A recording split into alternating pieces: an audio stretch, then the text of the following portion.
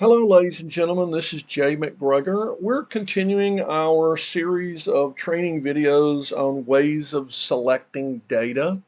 So, what we're going to look at now is, I think, a very cool command. It has its own um, control again and subtle operation, but we're actually going to go look at this entity first. I'm going to pick that line. That, ladies and gentlemen, is a horizontal alignment. Okay, got it. These are just simple polylines, and the lot numbers are a simple piece of text, CAD text. It's not multi-line text. Okay, so now we're going to actually I want to show you first off that if I do go back to select by layer, so we're going to revert back here because I want to prove something to you. Okay, so select by layer. I'm going to pick one of the lot numbers. So those pieces of text are on a layer. Well, it didn't ghost the stationing. Now I'm going to pick one of the pieces of text, which is CAD text also, but it's on another layer. Oh, okay. All right. So what? That's fine. Okay. All right. So the next selection command that we're going to discuss that is quite great, very versatile, is called select similar. Now, this is actually inside of AutoCAD / Civil 3D. I will say it does work fairly similar to what Civil 3D and AutoCAD has, but again, it has its subtle ways. All right. Well, we're going to discuss that. So let's go to select by similar. So I go to select by similar and I'm going to pick an entity. I'm picking one of these pieces of text for the lot number. Poof. Well, what happens just as soon as the entity is grabbed, that's the first criteria it's going to look for. It's going to grab only CAD text. It would not grab multi-line text. That's another entity type.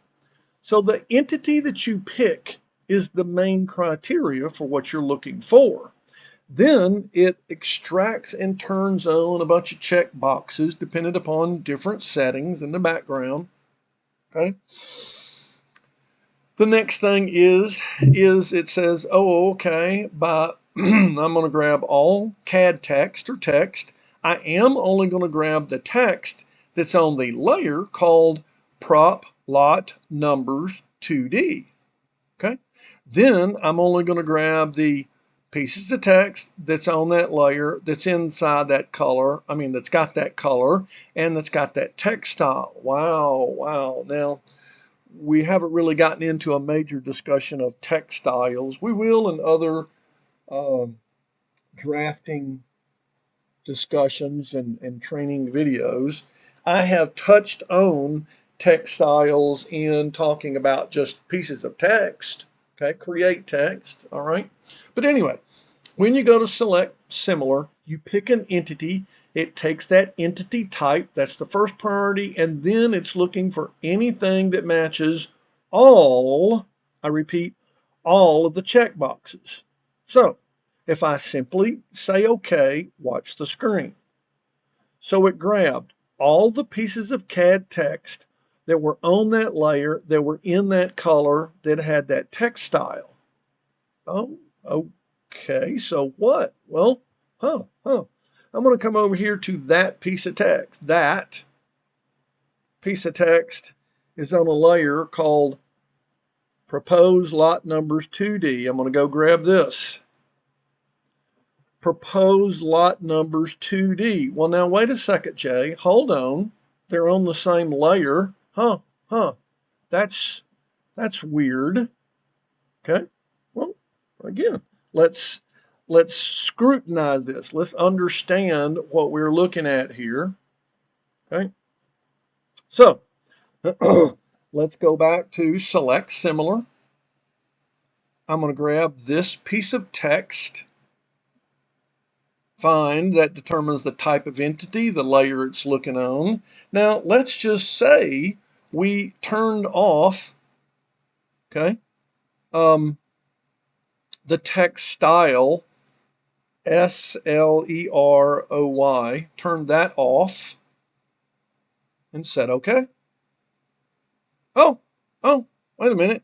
Now it grabbed those. Let me repeat that so you can really get the gist of that. So go to select similar, pick that one piece of text.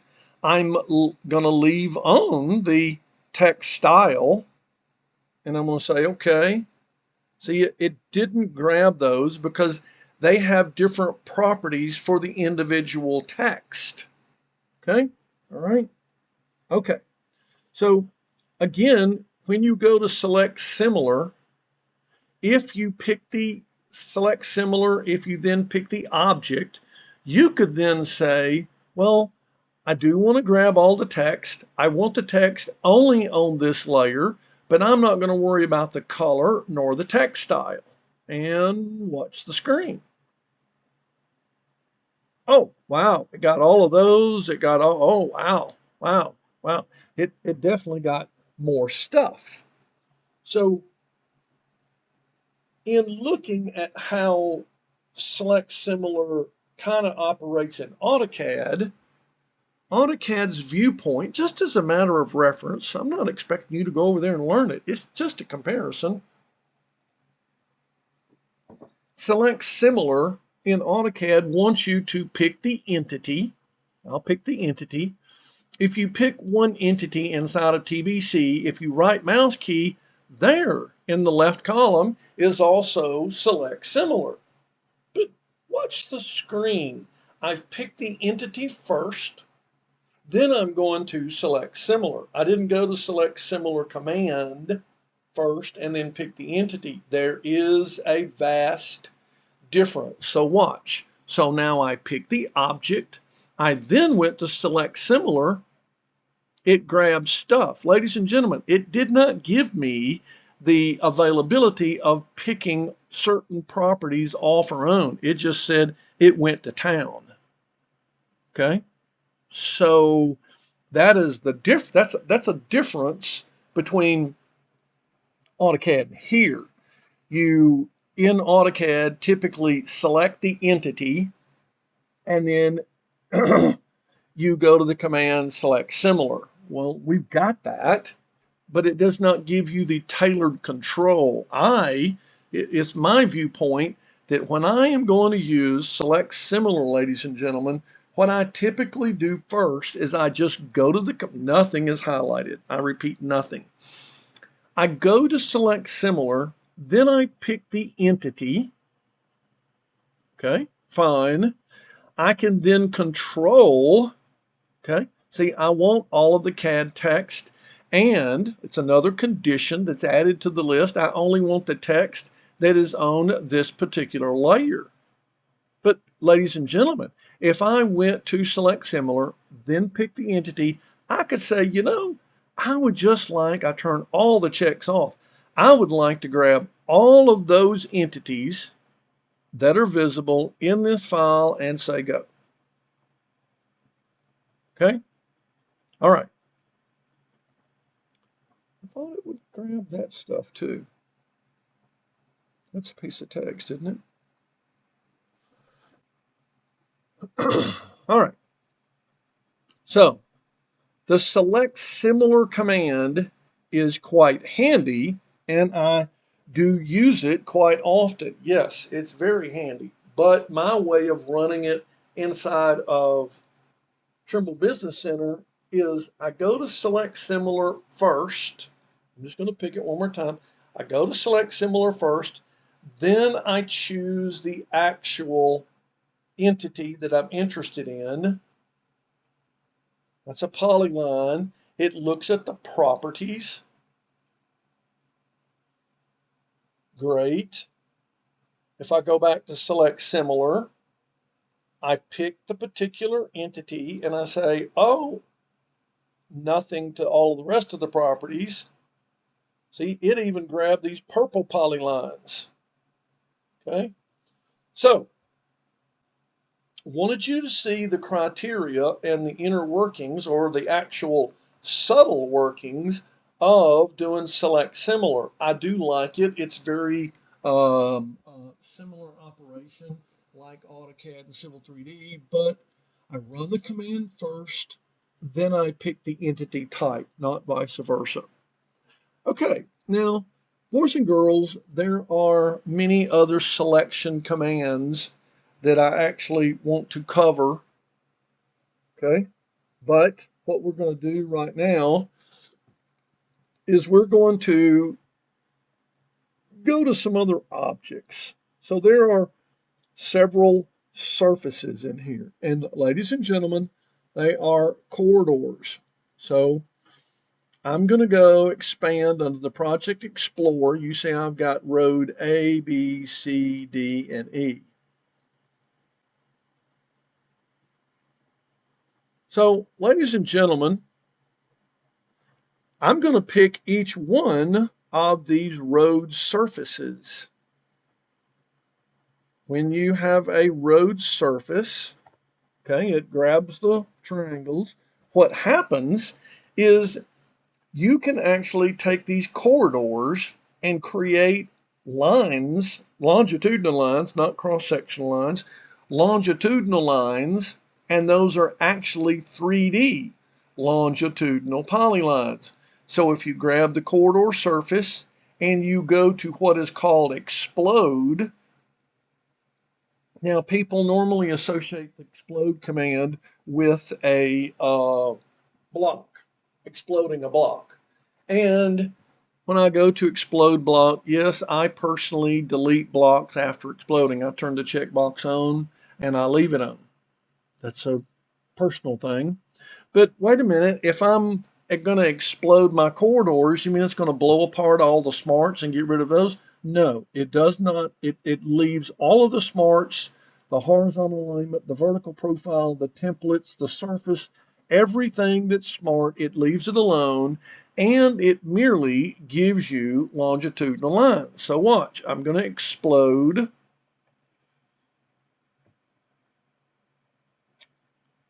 Great. So what? Well, what it does, ladies and gentlemen, I had the layers off. It actually creates a layered name. Okay, so I'm going to turn the surfaces off, turn off all the surfaces, and I'm going to turn on each one of these layers. The name of the road corridor is used as the layer name. So if I turn each one of these on, you see that it created 3D lines longitudinally along each one of the roads. And it put those lines on a respective layer that has the same layer name as the corridor. See? It took the corridor surface name, Road A finish, Road D finish. It made a layer, Road D finish and Road A finish, and that's where these subsequent lines are placed.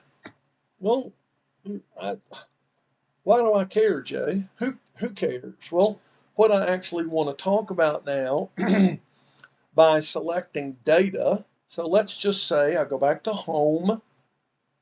Go back to home. Fine. I am going to go back to the original thing called select by layer. Yes, I could select the entity to extract the layer name. It creates 3D polyline entities. See that 3D polyline entity is on a layer road B finish. That is per corridor. Well, I'm just going to slide down and do them all. I'm going to select the layer road A, road B, road C, road D, and road E. Okay? All right. Great. So, ladies and gentlemen, at this point in time, I have 57 entities grabbed or selected. Let me ask you a question. What if you wanted to remember those 57 selected entities today, tomorrow, or next week without going back and reselecting the layers over and over and over again. How could I remember, or better yet, the question is, how can I get Business Center to remember the number of objects? This is opening up a really cool command. And ladies and gentlemen, if I right mouse key in space, it is called the Selection Explorer. Now, the Selection Explorer has a vast number of capabilities, okay? But I am wanting to include this in a discussion of this particular command in my training videos for selecting data, okay? Because it is quite the cool thing. So I'm going to go to Selection Explorer. What happens is what I can do is come over here to the middle left, and there is a button. If I hover over it, it says create a selection set. It says in parentheses, save entire selection palette. Well, okay, palette, that normally means color to me, but anyway. So if I go create selection set, I'm going to pick that. I'm going to call this, I'm going to give it a word, Jay's Road Lines. Okay, so those 57 things are stored or related to a word, a name, something that you type in. Say, okay, fine, deselect, clear this, close the Selection Explorer, and now I'm actually going to save as. I don't want to overwrite this, so I'm going to save as junk selection. Great. Well, I could get out of Business Center. Okay, I'm simply going to close the file instead of getting out of Business Center, but I could close Business Center.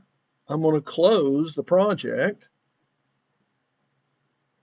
I'm now going to reopen the file today, tomorrow, next week.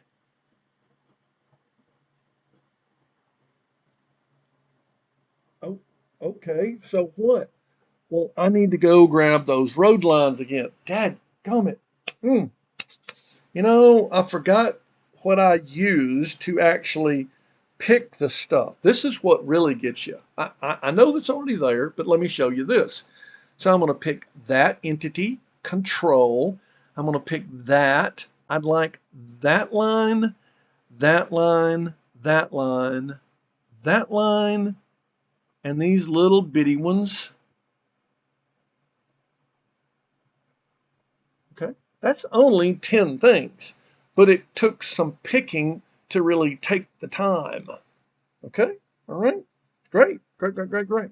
So if you spent the time to pick these 3 or 4 things, those 5 things, this stuff, and you're building and creating I call it a complex or an elaborate set of selected data. You see it's ghosted. This is only 10 entities.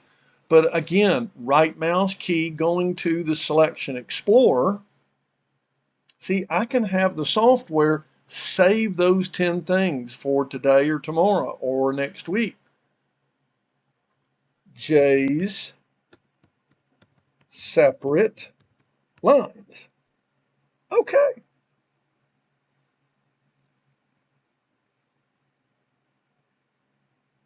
So what? Well, doggone, I got to go back and work on those roads. Okay. How did I grab that? Did I do it by layer or did I zoom in and pick? I really don't remember, Jay. I don't. Darn. I wish I had saved that selection. Well, I did.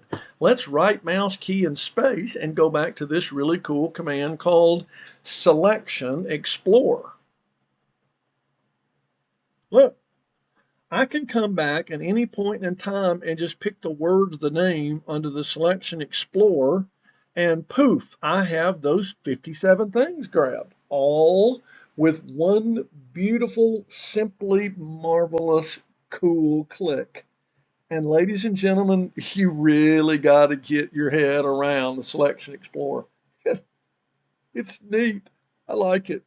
I'm actually going to spend a little bit of time on this command because it's very nice and it has many cool capabilities, ones that you may not even know about. So, the software can actually remember what you grabbed if you simply highlight it, pick it, you've got your number of objects. There's your 57. It told you that was going to be an important integer to remember. Fine. That's the same 57 things yesterday. Okay, and now they have been stored to a word or a name. It is called a selection set name. Oh my goodness gracious, that is way cool. Okay, all right. So, thank you for beginning to continue this discussion. Again, we're not done. I am not done by a long shot, but I did want to get into a discussion of more of selection control. And this predominant training was geared more toward select similar. It built into us using something called the Selection Explorer also, but I really like to select similar.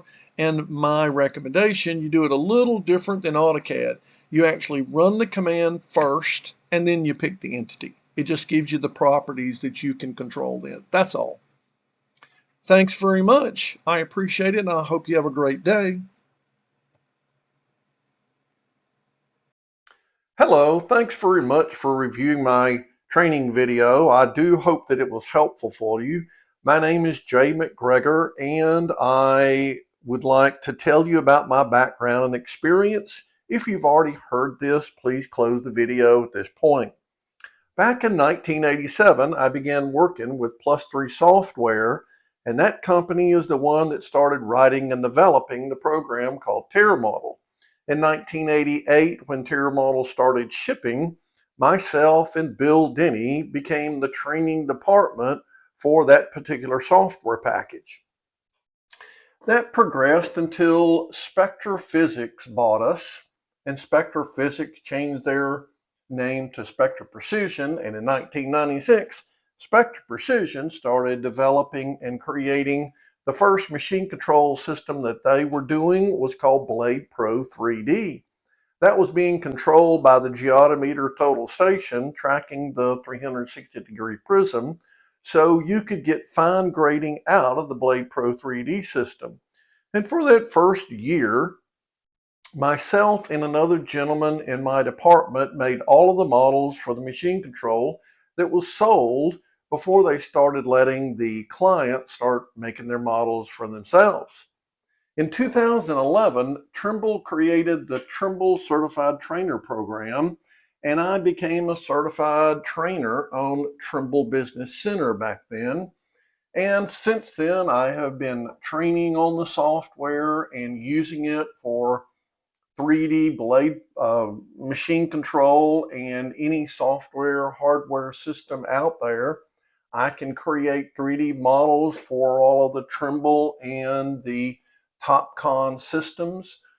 I have also been training since that time on real world projects to train the clients and the dealers' clients, whatever their software and project demands were.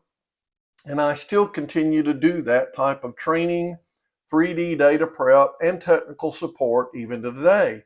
I do hope that you enjoyed hearing about this. And if you have any more questions, I would definitely love to hear from you. My email is at the bottom. It's jaymcgregor@bellsouth.net. Love to hear you and hope to see you in the future. Have a great day. Thank you very much.